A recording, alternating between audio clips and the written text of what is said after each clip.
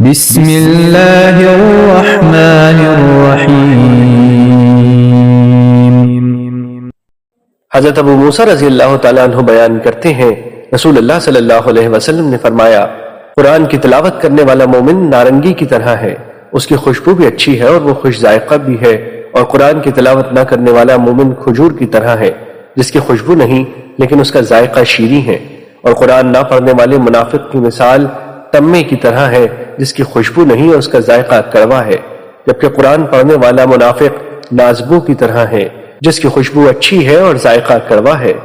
اور ایک روایت میں ہے، قرآن پڑھنے اور اس پر عمل کرنے والا مومن ترنجبین کی مثل ہے، جبکہ قرآن نہ پڑھنے والا لیکن اس پر عمل کرنے والا مومن کھجور کی طرح ہے۔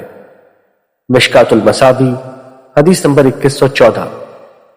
حضرت عمر بن خطاب رضی اللہ تعالیٰ عنہ بیان کرتے ہیں، رسول اللہ صلی اللہ علیہ وسلم نے فرمایا، بے شک اللہ اس کتاب کے ذریعے کچھ لوگوں کو رفعت عطا فرماتا ہے اور کچھ لوگوں کو پستی کا شکار کر دیتا ہے۔ مشکات المصابیح، حدیث نمبر 2115۔